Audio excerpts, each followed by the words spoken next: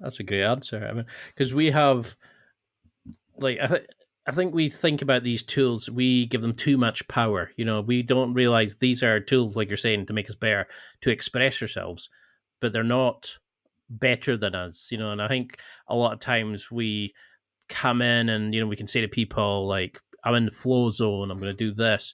I used to say about there's a balance between confidence and ego, rage and calmness, what was it, conforming or controversy. You have to be in the middle of each and kind of feel sway both ways. But that's fine if you're in liking who you are as a person. How do you find, like, do you give yourself daily affirmations of love to kind of, because the best relationship you have is the one with yourself. How do you fall back in love with yourself? Maybe you've gone down the path, you've done stupid things, hurtful things. How do you find to love yourself before you give love out to others? Well, if I had the magic pill for that one, I'd be a Multi-millionaire. trillionaire. But there's also just having some routines and choosing it. I'm going to use food as an example because sometimes we have the fuck it's day, right?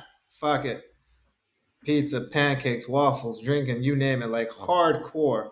And that could continue to spiral into all kinds of things. And in many cases, we as humans have multiple days of that. And the problem is, if you turn in one fuck it day to 365 to 780 to 1,000, all of a sudden you're far from where you wanted to go. Yeah. So I think self love is also just a balance because there's days that you're going to be upset with yourself. You're going to be mad at yourself. You're not going to be happy with how you look. Like I'm not afraid of dying, but the whole aging thing, that's kind of getting to me. I don't recover as quickly, or there's more grays, and I'm like, ooh. Mm. So that's a thing I'm working through Tell me to about be it. vulnerable.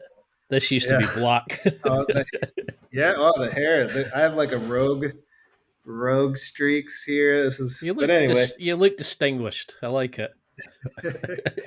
But like it's a thing, and I'm vulnerable and brave enough to actually say like that's a thing that I have.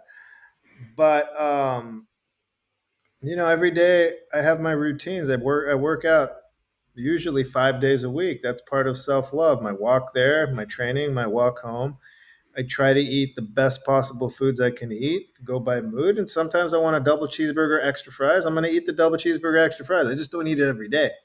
Yeah. Um, sometimes heavier drinking week, then you're like, ooh, I really feel bad. Ugh. Like, I think once you're tapped into these things, you realize, ooh, I can't keep going down this path. I don't feel good. I need a salad. Or I need a rest. I'm overtraining. Or I need this. Or it's just realizing the balance. And I think too many of us confuse sacrifice with love, right? Oh, I love you so much, so I'm going to sacrifice my health, my wellness, my fitness, my diet, my sleep, my everything. And like we forget, if we're not healthy for our kids, then we're not healthy for our community, for our family, for our friends, for our coworkers. That's not serving anyone. Maybe in the short term we won't notice it, but over decades you're going to notice it. Yeah. And self love and loving yourself is a direct correlation to impacting other people, right? The healthier I am, my son's going to be a healthy, fitter individual because he sees that I am that way, right? We pass these traits along. No one taught me self love, right? My parents didn't teach me that. Not that it didn't exist back then, like it does, like as popular as it is now. But this isn't something that I'm going to teach my son.